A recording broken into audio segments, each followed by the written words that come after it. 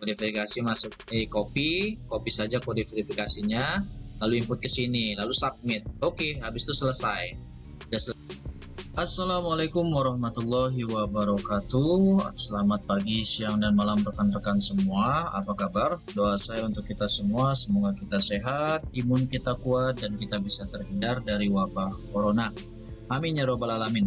Pada sesi video kali ini saya akan mentutorialkan cara isi SPT pribadi tahunan melalui e-form. Jadi terbaru ya, mulai 2021 atau pelaporan SPT badan pribadi tahun 2021 itu sudah harus melewati lewat e-form ya, tidak bisa lagi lewat ISPT ataupun e-filing per tanggal 28 Februari. Nah, bagaimana caranya? Mari kita simak videonya. Oke, bagi teman-teman yang baru berkunjung di channel ini, jangan lupa berlangganan gratis dengan cara klik tombol subscribe yang ada di bawah ini, nyalakan loncengnya agar kalian mendapat notif pertama ketika channel ini update. Semuanya gratis. Atas subscribe dan loncengnya saya ucapkan terima kasih. Oke, tidak panjang lebar, teman-teman silakan login di DJP-nya masing-masing ya, seperti ini. Saya anggap udah tahu ya, masuk aja ke djponline.pajak.go.id, masukkan NPWP, password, lalu kode keamanan BND W7. Oke, kita klik login. Nah, kalian akan diarahkan ke dashboard. Di menu DJP Online ada 5 menu. Teman-teman langsung saja masuk menu lapor seperti ini. Nah, kita pilih e-form. Nah, e-filing ini bisa ya, terakhir tanggal 28 Februari. Ini ditutup nih, tanggal 28 Februari. Kalau e-form, next akan selalu menggunakan e-form. Jika ini belum muncul, teman-teman bisa masuk ke profil ya, aktivasi fitur dulu. Sudah ada videonya di video sebelumnya, silahkan teman-teman cek caranya. Klik e-form. Teman-teman akan diarahkan ke menu e-form, yaitu ada 3 menu ya. Seperti ini ada arsip SPT, ini adalah history, pelaporan tahun-tahun sebelumnya, buat SPT dan unduh Adobe PDF Reader. Nah, teman-teman yang belum memiliki PDF, silakan unduh di sini. Ataupun yang sudah mendownload, itu juga harus update. Karena saya juga sebelumnya itu nggak bisa ngebuka e-form PDF-nya, karena Adobe Reader-nya belum terupdate. Jadi yang terupdate itu adalah versi 15 ya, versi 15 terupdate. Silakan aja teman-teman masuk sini ya. Juga ada di video sebelumnya saya terangkan cara mendownload atau menginstal Adobe Acrobat yang terupdate. Setelah teman-teman memiliki Adobe Reader, nah baru teman-teman bisa masuk ke tahap selanjutnya, yaitu buat SPT. Nah, di sini kita langsung saja mulai ya. Ini udah termasuk mulai sudah. Apakah Anda menjalankan usaha atau pekerjaan bebas? Jawab saja tidak. Ini untuk karyawan ya. Kalau untuk pengusaha ya mungkin klik ya. Ini pengusaha. Tapi kalau karyawan ya klik tidak. Apakah Anda seorang suami istri yang menjalankan kewajiban perpajakan terpisah? Nah, case kali ini saya buat tidak ya. Kita nggak menjalankan kewajiban perpajakan terpisah. Apakah penghasilan bruto yang Anda peroleh selama setahun kurang dari 60 juta rupiah? Tidak, karena yang saya mau buat trial itu penghasilannya lebih dari 60 juta atau di atas 60 juta. Perbedaannya di mana? Ketika 60 juta ke atas, itu formulirnya adalah 1770S. Tapi kalau di bawah 60 juta, penghasilan setahun, itu formulirnya adalah 1770SS. Itu aja untuk membedakannya. Oke, teman-teman bisa langsung klik e-form SPT tahunan ini. Langsung akan diarahkan ke data formulir 1770S seperti ini ya. Ini sebelumnya sudah saya lapor, ini hanya saya trial atau saya contohkan untuk teman-teman agar bisa melapor. Teman-teman bisa pilih tahun pajaknya ya, 2021. Pastinya nih, dia langsung ngarah ke pembetulan ya, karena saya sudah lapor di normal 2021. Tapi kalau belum lapor di normal, ini kita akan otomatis checklistnya ke normal. Ini ke pembetulan karena sudah lapor yang normal ya, abaikan ya. Jadi teman-teman bisa langsung ini abaikan. Nah, ini adalah menu CSV. Jadi teman-teman yang mau sistem impor bisa lewat sini. Mungkin daftar hartanya banyak, mobil, rumah, semuanya banyak. Mungkin daftar hartanya ketika diinput satu-satu itu memakan waktu dan lama. Teman-teman bisa lewat CSV di sini. Jadi saya tunjukkan caranya ya, cara impornya. Daftar harta dan susunan keluarga dan lain sebagainya bisa diinput melalui CSV. Nah, sekarang kita masuknya langsung ya. Nih, kirim permintaan. Nanti ketika teman-teman klik kirim permintaan, nanti otomatis akan mendownload formnya seperti ini. Ini udah ke-download ya, karena sudah saya lapor. Jadi ini nggak saya klik ya. Kalau saya klik berarti saya pembetulan. Ya, ini hasilnya seperti ini. Klik aja permintaan, teman-teman klik kirim permintaan, formnya akan otomatis terdownload. Nah, ini teman-teman close aja ya. Nanti di close saja DJP-nya, karena mungkin pengisiannya karena teman-teman masih baru, mungkin ada memakan waktu cukup lumayan. Jadi bisa itu di logout aja, bisa, nggak masalah. Karena ini pengisinya bisa offline. Nah, ini tampilan seperti ini ya, formnya, form PDF-nya. Teman-teman bisa buka.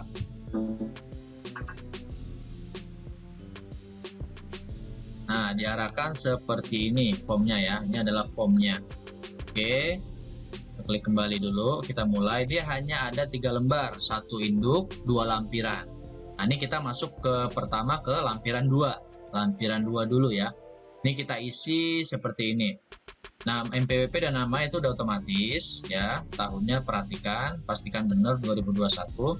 Bagian A itu penghasilan yang dikenakan PPh final atau bersifat final. Di sini kebetulan yang saya trial itu tidak ada penghasilan yang dikenakan final. Tapi bagi teman-teman yang ada, silakan diisi ya. Jangan dimanipulasi atau ahli manipulasi data, AMD ya, gelar. Itu jangan.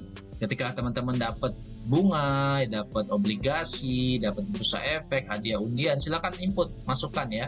Silakan masukkan dividen dan lain sebagainya. Input sesuai faktanya ya.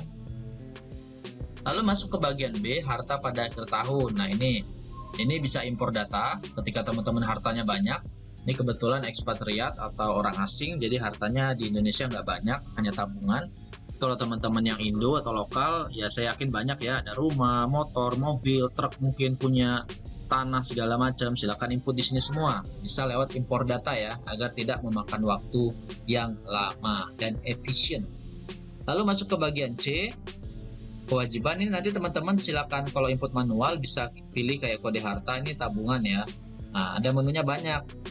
Kode hartanya apa? Deposito, giro atau saham dan segala macam lainnya ya. Bisa pilih di sini. Lalu bagian C itu kewajiban utang pada akhir tahun. Ketika teman-teman punya utang, silakan input. Klik aja tambah ini ya. Ini kan belum ada nih. Klik tambah, dia akan muncul merah, row merah seperti ini. Isi. Utangnya apa? Utang bank kah, kartu kredit, afiliasi atau utang lainnya. Silakan diisi kalau ada. Ini kebetulan saya tidak ada, jadi saya kosongin. Nah, ketika merah gini teman-teman harus ilangin ya, karena kalau logonya merah seperti ini atau row-nya merah seperti ini, teman-teman nggak bisa next. Ini selanjutnya nggak bisa, akan muncul notif harap melengkapi field. Jadi yang merah tadi kalau memang tidak ada, hapus saja ya, klik hapus. Nah, hapus saja. Lalu kita masuk ke step bagian D, daftar susunan anggota keluarga. Silakan input istrinya siapa, anaknya siapa namanya, nicknya segala macam. Ini kebetulan nicknya 000 karena orang asing ya. Tapi kalau orang lokal Indo ya pasti ada nicknya ya. Silakan input. Lalu pekerjaannya apa? Udah selesai ya. Udah selesai sampai bagian D. Lalu kita bisa next selanjutnya ke lampiran 1. Jadi ngisinya tuh memang lampiran paling akhir dulu, baru naik ke atas. Ini lampiran 1 perihal penghasilan itu dalam negeri lainnya ya, yang tidak termasuk penghasilan dikenakan PPh final. Seperti dapat bunga, dapat royalti, dapat sewa, penghargaan dan hadiah dan lain sebagainya. Ketika teman-teman ada ya silakan input ya, masukkan di sini. Kebetulan trial saya ini nggak ada, jadi nggak perlu diinput. Lalu penghasilan yang tidak termasuk objek pajak seperti bantuan, warisan ya, asuransi, beasiswa, silakan input jika ada. Ini trial saya nggak ada, jadi saya kosongin.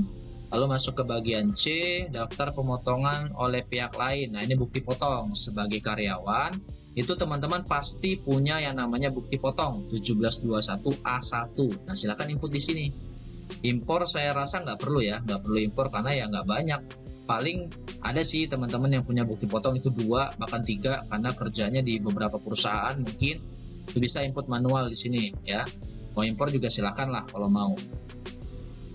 Ya, nama PT-nya apa, NPWP-nya berapa, nomor bukti potong, tanggalnya, jenis pajaknya, lalu PP yang dipungut berapa atau dipotong. Oke, udah selesai semuanya sampai bawah. Nah, kita bisa lanjut step terakhir, yaitu masuk ke induk. Nah, ini ya, induk SPT tahunan orang pribadi. Ini udah otomatis terisi semua, kecuali ini status kewajiban perpajakan. Teman-teman pilih KK aja, ya. Lalu teman-teman bisa input nih. Ini angka dari mana? Nah, teman-teman bisa lihat dari bukti potong. Bukti potong yang diberikan oleh perusahaan ke karyawan. Ini ya. Ini adalah bukti pemotongan 1721 A1. Silakan input angkanya ini. Nah, ya. Kita mulai dari ini. Poin 14, yaitu jumlah penghasilan neto PPh pasal 21. Dan masukkan ke sini ya. Oke, dimasukkan, nanti otomatis ngisi semua. Ini penghasilan neto luar negeri, jika ada silakan input, jika nggak ada kosongin aja. Zakat sumbangan, kalau ada silakan input. Lalu ini udah otomatis ya, yang kuning-kuning ini otomatis terisi. Nah, yang ini teman-teman silakan PTKP-nya berapa, sesuaikan. Dia statusnya apa? K2. K2 berarti PTKP-nya adalah 67.500.000. Sesuaikan ya. Kalau ini nggak sesuai berarti keliru nantinya hasilnya. Karena hasil yang di sini itu harus sama dengan bukti potong yang sudah diberikan oleh perusahaan, sehingga hasilnya itu nihil ya.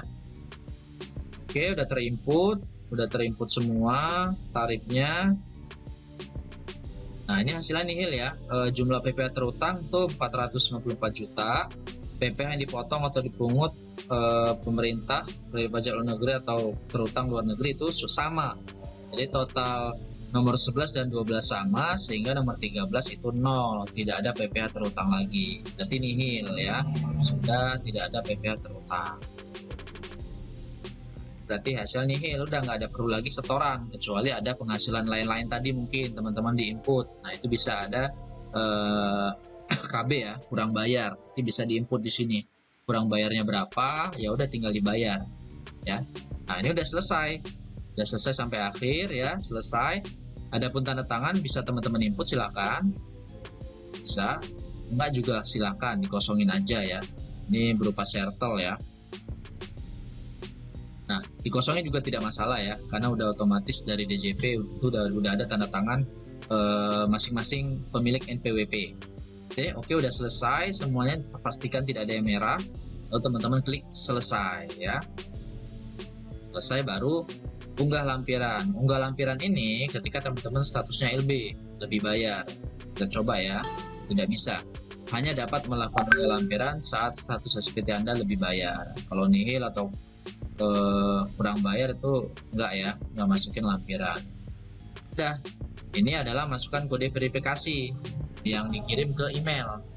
Jika teman-teman meminta formulir tadi yang di DJP ini tadi ya. Nah, ketika teman-teman minta kirim permintaan, dia otomatis ngirim token juga, token ke email, masuk ke email seperti ini. Ini ya. Nah, kode verifikasi ini emailnya. Kode verifikasi masuk copy saja kode verifikasinya, lalu input ke sini, lalu submit. Oke, habis itu selesai. Udah selesai, baru teman-teman akan bisa masuk ke email, bisa di email ini ya. Ini ya, nih BPE, bukti penerimaan elektronik, bisa masuk ke email, atau teman-teman bisa lihat di DJP-nya langsung di sini di arsip SPT. Ini ada di sini ya, nih arsipnya 2021 sudah dilapor, statusnya adalah nihil. Sumbernya adalah IFOM. Nah, sebelumnya kan CSV lewat ISPT atau lewat e-filing web. Nah, ini terakhir lewat IFOM per 2021 itu wajib IFOM. Sekian ya, gampang ya menurut saya. Silakan teman-teman simak videonya sampai selesai, jangan dipotong-potong, nanti bisa kesalahan. Lalu praktekkan. Adapun yang masih punya cash, ada trouble-trouble, silakan klik di kolom komentar, nanti kita bahas, kita bantu sampai selesai. Oke, sekian dari saya, semoga bermanfaat. Jangan lupa share video ini ke teman-teman lain di Facebook, WA, dan lain sebagainya, agar teman lain bisa mendapat manfaat dari video ini. Sekian dari saya, ada kata yang salah saya mohon maaf. Akhir kata, Assalamualaikum warahmatullahi wabarakatuh.